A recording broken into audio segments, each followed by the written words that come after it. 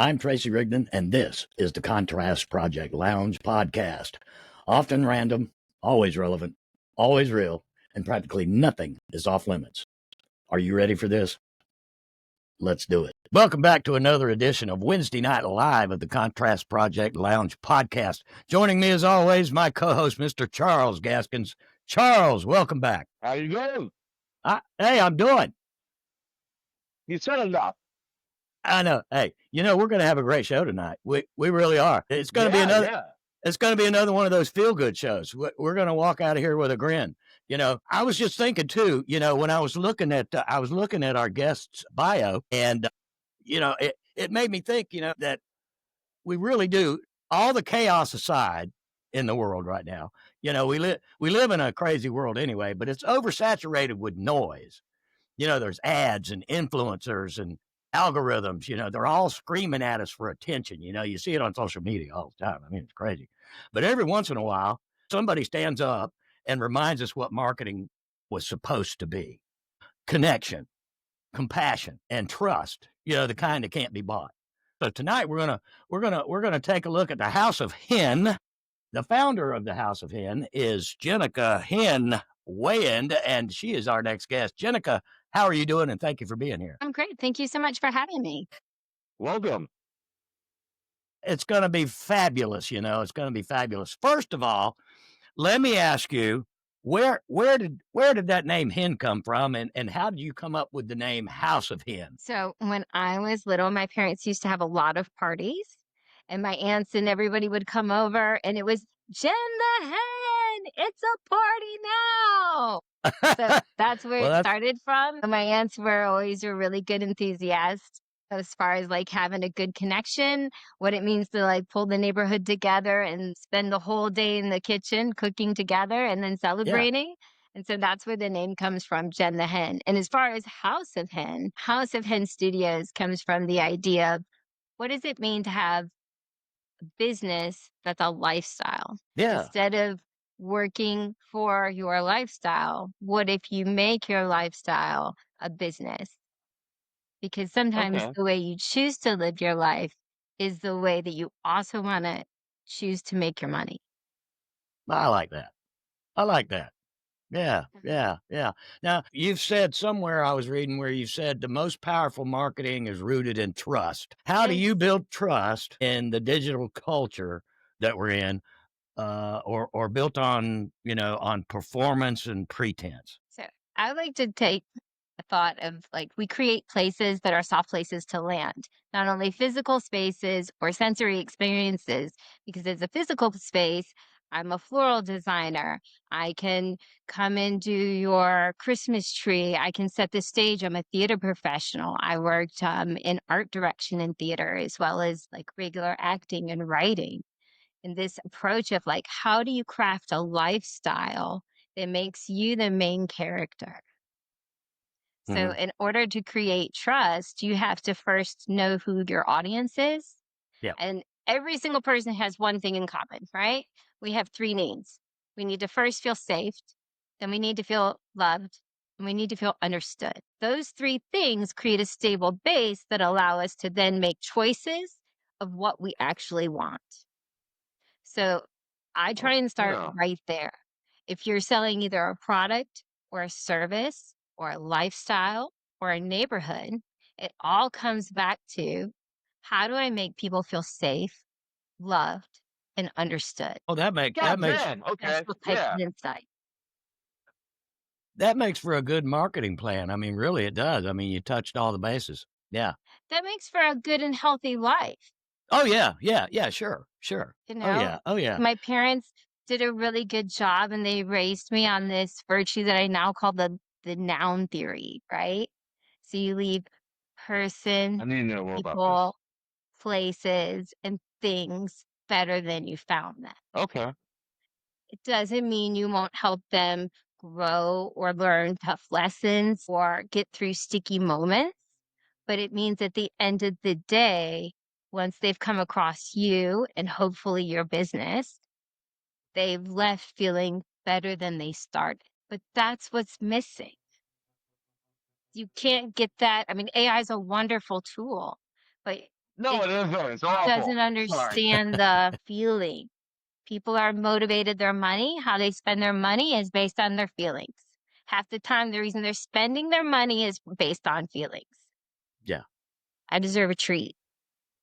I Hmm. want to feel better. That sweater reminds me of grandma. Oh, sorry. Yeah. Sure. Excuse me. Yeah. Yeah. I mean, yeah. Yeah. Well, you're right. You're right. People do tend to spend money and not the addictive kind of spending, but Oh, they do where you according to their live, feelings. Yeah. Yeah. where you donate, what clothes are you wearing, what TV show are you watching, what snacks are you eating. At the end of the day, you had a bad day and you want to have a treat. We're all 6 years old. So, how do you figure out who the 6-year-old is that has what you want to market? And then you figure out how do you help that 6-year-old, not what you Mhm. sell them. That's true. Yeah. 'Cause then you like, you know, end of the day, I want to eat some pickles, and I buy pickles from a local pickle person, local pickler, and it's like, okay, cool. This is local Jacksonville pickles, and I know I'm helping the community, and they're bloody great. And I'm gonna watch Bob's Burgers, which is a major corporate TV show, but yeah, it brings me comfort. And yeah, that's what I'm gonna do.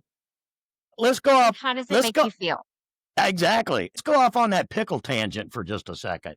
You're talking about Olive My Pickle, aren't you? Oh, I am talking. Yes, yeah, yeah, yeah, yeah. They are the best. They are the best. If Olive My Pickle, if you guys are watching this, I'm giving you a plug. We're gonna give her All of the free pickles. too from Hey, both of us. Yeah, exactly, exactly. I have ordered theirs. They ship too, so I have them shipped yeah, out to. I have them shipped out to my house. Yeah, pretty yeah. They good. even like the Mediterranean olive mix. You know, some I mostly just buy Kalamata olives, but you can get a mix of different olives and the pickles. Ah, Oh yeah, they're great. They're great. yeah. Yeah. Oh yeah. But I digress on the pickles. Yeah, Now let's get back to the interview. that's Hey, it's a big deal. Jenica. It's a big deal. It's a Yeah, big yeah. deal. That's right. Well, they don't do vinegar. They do brine. They're brine pickles. It's Yeah, of course. Yeah. good shit. I mean, Now, brine is a vinegar, but yeah. now, Jenica. Now you mentioned everybody needs soft places to land. And that totally Mhm, makes sense. And, mhm. that really is in and of itself a powerful phrase. I mean, it is. What does that look like in practice in both your creative spaces and digital work or, your other creative So endeavors?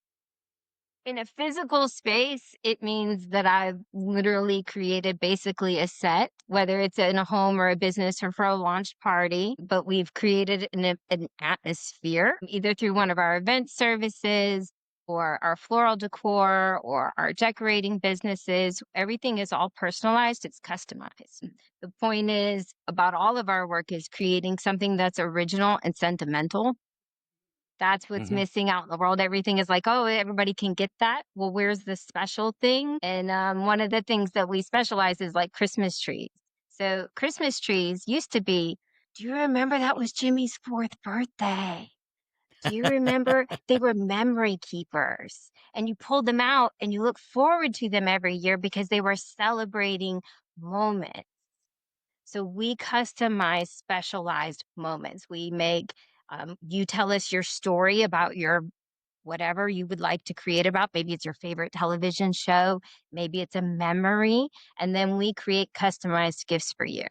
And that's one of the other things that we offer is an angel delivery. An angel delivery is a gift that we've done more than 100 as a studio just to donate. And then you can also order them Mhm. and an angel delivery is just that. It's like Santa Claus all year long. What if Mhm. someone just randomly came up to you and said, "Hey, I noticed that every Tuesday you pick up my newspaper because you know that I'm going to miss it, and that stupid sprinkler hits it. Here's this like really awesome little handmade gift that I made you that's a sprinkler that just tells you, man, I appreciate it. That's really cool that you do that." And Now these what did little tiny gifts make Yeah, people cry. sure. It's magic. What what was I'm it that assuming happy tears, right? right, Happy right, to. right. Yeah, Yeah. Both for both, because there's something special about, I think at the end of the day, it all still comes back to whether you're watching an advertisement or you're just interacting with anybody, there's still that inner kid of you that wants to be recognized and think that you're special and that maybe you deserve a treat out of the treasure box because somebody noticed. Hmm. Hmm. yeah. What was it what was it that what was it that initially inspired you to start this Angel Deliveries project and had these acts of recognition affected how have these acts of recognition affected both the recipients and you? Well, I think it came, I know where it came from. And life is hard. Life is hard. Where do you find the joy? Where do you find the hope? Are you watching the news? Like, it's not there. Trust me, I watch plenty of news You know, for where my if other you podcast. absolutely, or just stay informed, or just even when you talk to your neighbors, a lot of times it's not their happy stories that they're sharing. That's not usually the first thing that jumps forward. And had this teacher that was like, teachers are amazing to me. I feel like people, my kind of people, fall into one of three characters. They're either a teacher, a healer, or an artist. But they have this, Hey, I meet those categories. Awesome. yes, they come with like this open curiosity and a desire to learn. And Sure. they're And lots very, of empathy. yes, and honest. Just this authentic, this is, I'm having a human experience. And this human experience is hard and messy. And gosh darn it, I want my sticker. So, what happens if you not only want a sticker, but then what happens if you get to grow up and you get to be the sticker giver? I want to be the sticker giver. I want to find cool people that are just doing their normal, like Tuesday stuff. And I want to say, hey, man, that Tuesday thing was so cool, because I want them to keep doing the Tuesday thing. Yes. Sure, Oh my God. sure, Yeah. sure, I sure. love this. This is just so great. Yeah. Yeah, What our life This is is the made right up of attitude to have. Tuesday. Everyone should have this attitude. sure. Thank you. Let's make it cool. This is like, I feel like It already is cool. this is the cool. This is the cool. This is what it should be. What if this is the new cool? Life Yeah, is Remember hard, Gary let's admit it. Shandling, the comedian I Gary loved Shandling? Mary Shandling. Yeah, he got really into Buddhism and Eastern um, religions and all that.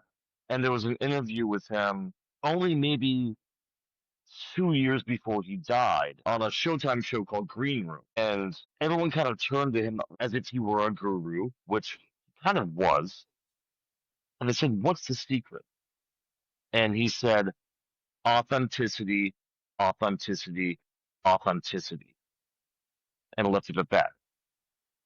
And it's true. And if you That's the do ticket to a anything good else, life. if you do Authenticity is the. anything else other Say than what? be authentic, no one knows you. And isn't that Right. a Yeah. shame? Yeah. Yeah. Yeah. Yeah. I mean, you can mhm. play a character, but you still have authenticity in the character you're playing. Sure, sure, You know, sure. with Larry Sanders' show, he wasn't playing Gary Shandling. He wasn't playing himself. He was playing a strange, bizarro version of himself, but there was still authenticity to it. But he Sure. understood where that character was coming from.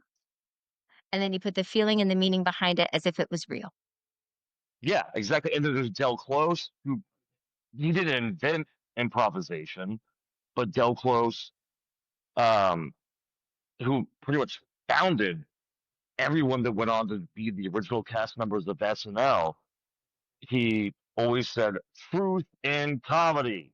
And when I Sure. used to write and perform at the UCB theater in Manhattan, and when you walk down the stairs under the Gristedes grocery store, there's a sign above the stairs that says truth in comedy. And it's Mm, to just remind everyone that it's like, yep. And so not even with just comedy, with anything, with the arts, with being a humanitarian, whatever, you have to have authenticity and truth Yeah. with yourself and with others. Yeah, there's a agreed. lot of weight to that statement, Charles. I find that over the last 10, 15 years, we've kind of lost a lot of truth in comedy. There are some good comedians still, for sure, for sure. Yeah, yeah, yeah, yeah. But there's an overwhelming, in my honest opinion, there's an overwhelming number of mediocre comedians that their punchline is just saying the word fuck. Well, And that's been going on for a long time.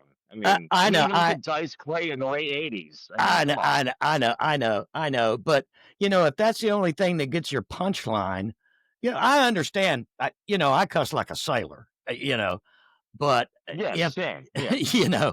but uh, but if that's the only thing that if that's the only way you can get a punchline, to me, it's not fucking funny. Right. Yeah, yeah, yeah, yeah. And it just didn't.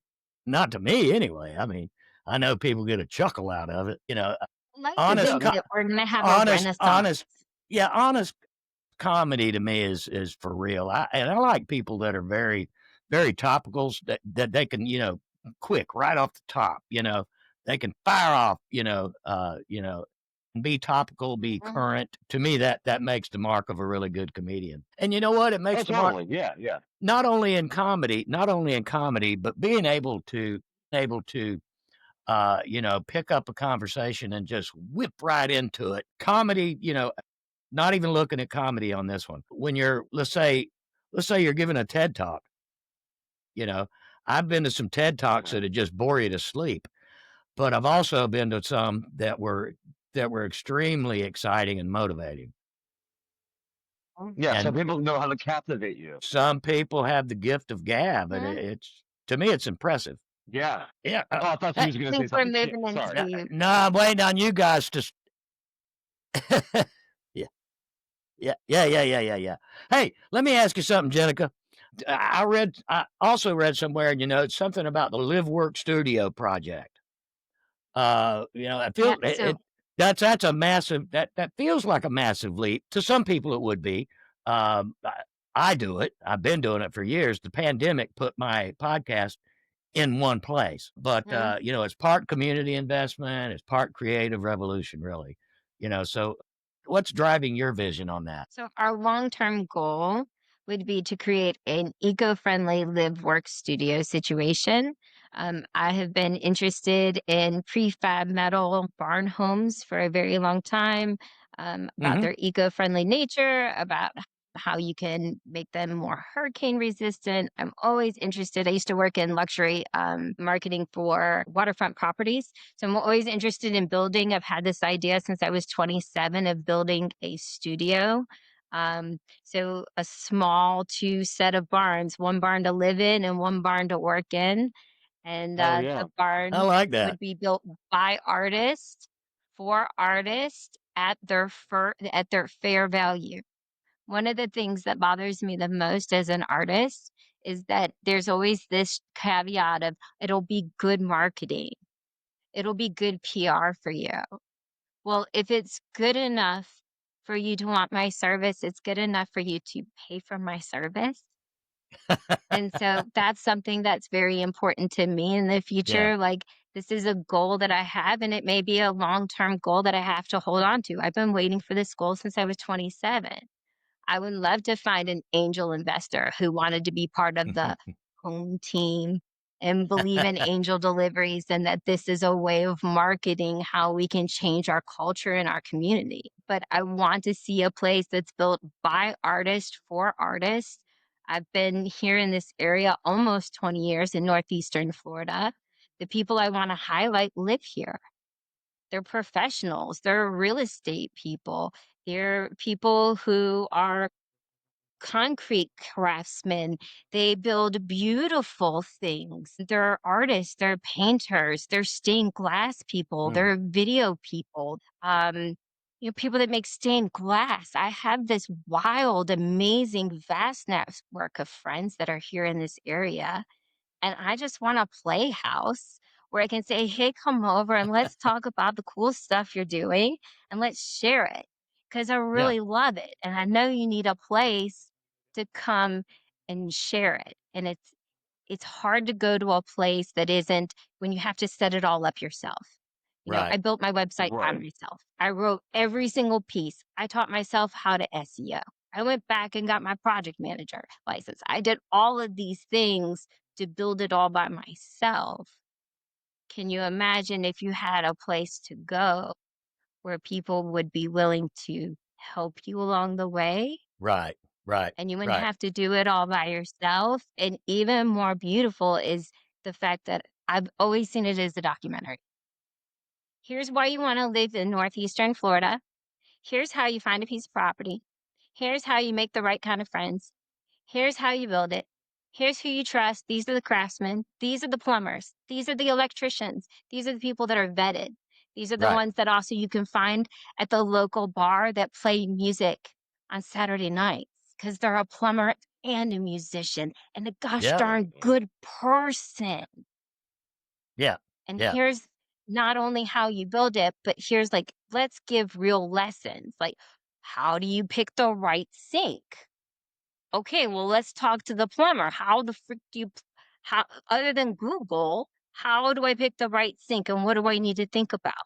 And make it a practical thing of how do I build a dream? How do I build a home? How do I build a business? How do I build a community?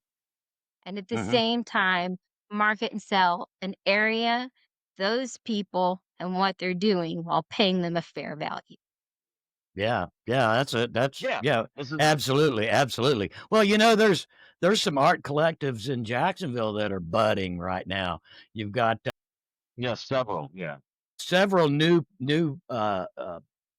art venues. They're not live and work, but they are galleries and work studios together. You got Mhm. Noli My Novak has plan would, opened. Yeah, Yeah, Noli Novak yes. has opened up the Unicat. Her and her husband. And then you've got Alyssa Key's got that new place over there on King Street, right over there by yes, Cork, yeah.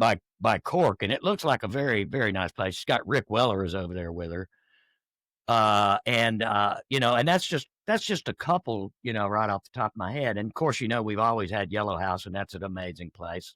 That's Right. that. Absolutely. Well, Hope's venture over there, Yellow House. It's more than just a small gallery. It is what she's always called a safe space, and it is. And it's Hope a is our hope. I gotta tell Hope you, is our city's hope. she's a wonderful person, Mm-hmm. wonderful person. She's been on Mm-hmm. she's been a friend of mine for years, and she's been on the show several times. And you go over there, and it's not only that she focuses on local artists, and a lot of the art is art in activism, activist art. A lot of it has some very deep meaning to it. But when you walk in there, when you walk in there, it really does, like you say, a soft place to land. It really is one of those Mm-hmm. places. It truly is. And I think Noli is trying to emulate that with Unicat as well. It's a little Mm-hmm. Unicat Yeah. is a big place. It's a big place, and Alyssa's building over there is a pretty good sized place too. It used to be a warehouse. I mean, Yeah, it all my comes goal is, down to the punk rock ethos of DIY and mhm, supporting each other. Yeah, sure, That's what it is. mhm, sure, yep. yeah, My goal is for myself and my husband to live on property as the caretakers. hmm They used to call them a parsonage, and it was back when, like, if you were part of a religious faith, then that is where the pastor would stay in case there was an emergency. And while there's not ever really a art and marketing emergency, it is nice to know that somebody has the light on for you. And yeah, Yeah. the idea for the Give them the studio is lantern right in the window. yes, Yeah. yes. yeah, And and the idea for the studio is you for you to come and film. you would be the only person on the property that owns a plunger. That's Hey, right. That's right. A flange plunger or an accordion well, plunger or yeah. what kind? Well, luckily, I would have a documentary that I could go back and ask my favorite plumber what to do if I ever needed help. Okay. you know, and you mentioned, with all the artists and plumbers, electricians, songwriters, singers, dancers, musicians, and all that. There are all, and you're talking about a documentary.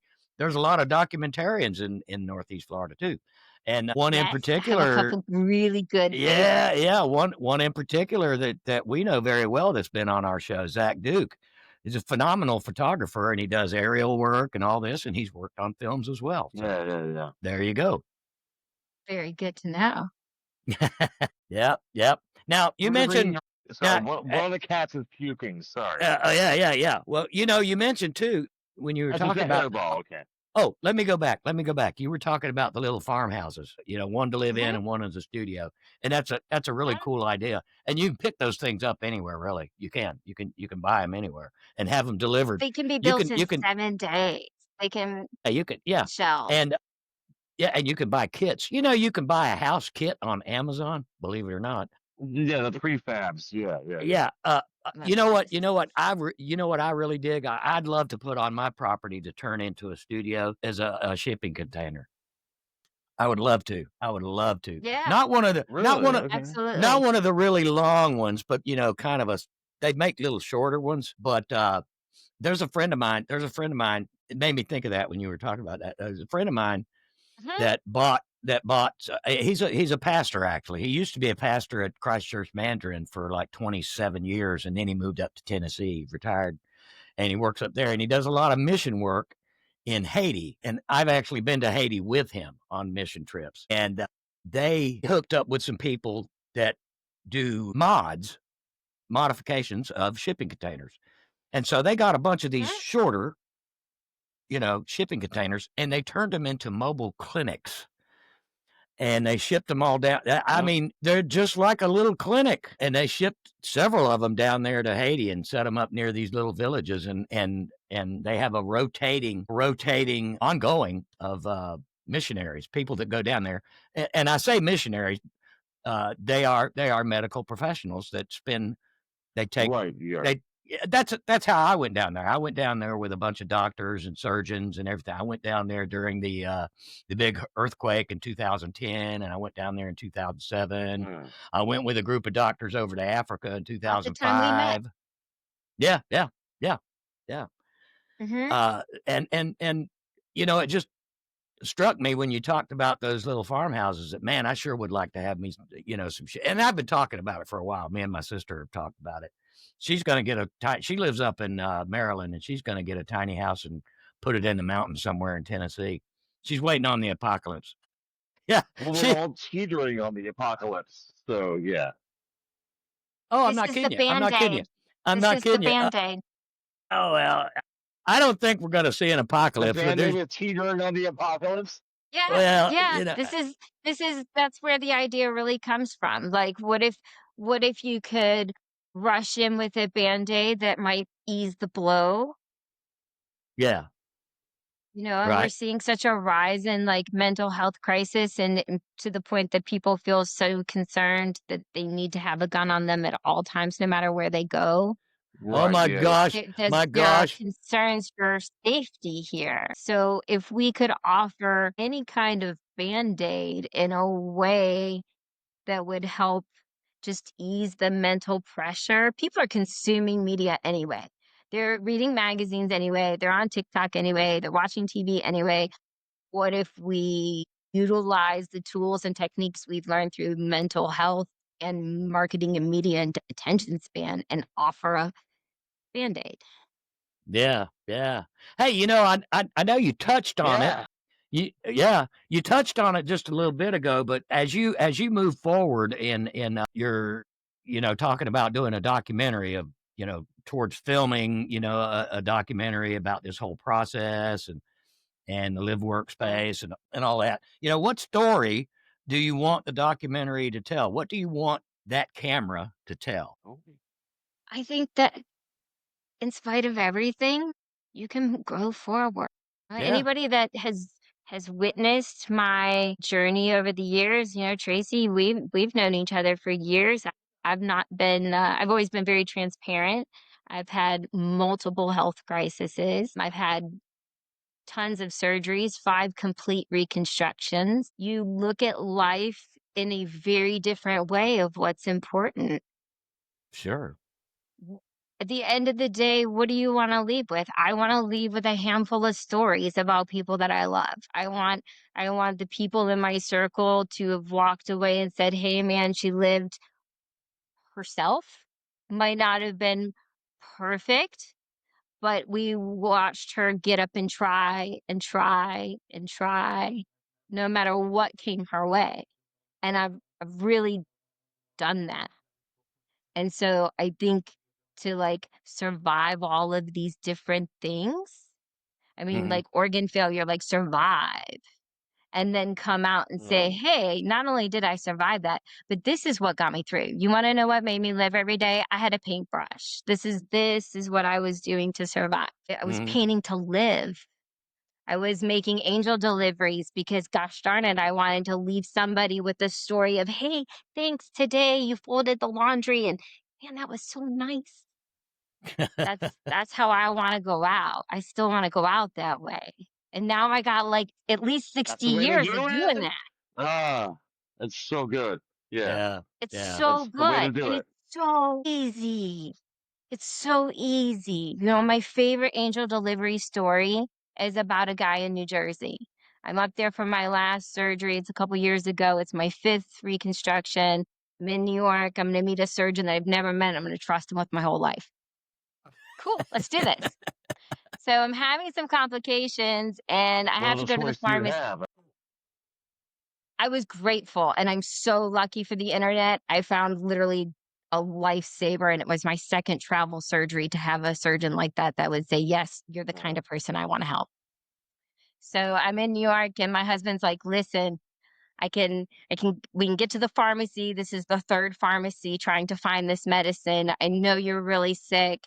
I can try and park the car and then I'm gonna have to walk a couple blocks and it's gonna take like probably, 30 minutes to get in and get out, or I can drive right here and you can just run in. Okay, well, you can hobble in and get to the front door and you can get what you need and you can get home. And I'll just park right here. I'm like, okay, let's do it. So I go out and I get to the car, and before we left, I had brought an angel delivery with me, and I had said to my husband, "They're always, they're like on the spot. This was the first time I left the house, and I went, this belongs to somebody. I'm gonna meet this person today. I don't know that this is." I wrote a card. I knew what to say. I just had this thing. So we go to the pharmacy, and I can't open the door because it's way too heavy. And there's this big bear of a guy, and he just opens the door, and I'm like, "Oh, thank God." Go in. It's gonna be 20 minutes. I hobble out. He opens the door. I get in the car and I'm like, I know I met the guy. I met the guy. I met the angel guy. I know who he is. I know who he is. We gotta wait. Gotta go circle the block for 15 minutes. What can we do? Let's go see the Ghostbusters thing. It's like 2 blocks from here. Let's go take pictures of the Ghostbusters, from the car. Then let's get back to the pharmacy. Get back to the pharmacy. I grab the little angel delivery and I'm hoping that maybe he's there because, well, gosh darn it, I won't be able to open that door for anything. It's like 500 pounds and it's windy. And I get to the door and he's there and he opens the door. I get my prescription. I come out. He opens the door. I stop and I say, hey, man, I don't know how to tell you this. Thank you so much for opening that door. That for me was a miracle. I didn't know how I was gonna do it. I didn't know how I was gonna open that. I would have had to stand here on the streets waiting for somebody in New York to open the door for me. Do you know how hard that would be? And he looked at me and he laughed real big and he goes, baby, first off, this is New Jersey. You wouldn't have had to wait long. We don't let ladies wait. And I looked at him and I laughed and I said, can I get your name? And he was like, my name's Huey. And I said, Huey, I don't know how to tell you this, but I was sent here today to tell you that God sees you opening the doors for people that can't open the doors for themselves. And that no. might sound really crazy, but he sent me this gift for you. And it was a Space Jam Bugs Bunny. And he laughed really hard. And he goes, lady, ain't nobody giving me a gift in a real long time. And there on the streets in New Jersey, I hugged a man named Huey. And I met that angel. And every day when I wake up, when I have things going on, I think about Huey. And if anybody could ever find Huey, man, Huey changed my world. And I had done probably 75 angel deliveries by that point. But there was That's something really about sweet. that That's a great story. That every really time. is. And it took all of my restraint to not make a Huey Lewis of the News joke. But yes, no, it was a very sweet story. That is so They're nice. all like that. They're You all know, like that. you're right. You're right. We're all like that. And there's a lot of Hueys out there that haven't had a gift Yeah, there are. in a long time. Big Hmm. fella, big heart, probably hasn't had a gift given to him in years. Yep, there's a And lot of big them. and And you made unnoticed. his day. And how painful is that to feel unnoticed? Yeah. Oh yeah. It's called humanity, I think. Oh, Christ. Ugh. I just Yeah. depressed myself. Okay. Yeah. That's why you got to have a spotlight. You got to have somebody that's out there giving stickers. Yeah. Yeah. These are Being the not, sticker these giver. are Yeah. not like, we're not giving out Versace over here. We're giving out like a McDonald's toy from 1984. You know, we're giving You out, can sell a them on eBay for handmade, a lot of money. some of it sometimes, but I mean, it's really more of the I'm sorry. weird, I didn't like, mean to cut you off. I'm sorry. connections, that weird, how would you Yeah, know that's one that of the that things that, like, particular thing? I have such a jerk off asshole sense of humor, but I am the biggest sweetheart softy in the bloody world. And I try to be as nice as hell to everyone. And I'm Mhm. so sappy.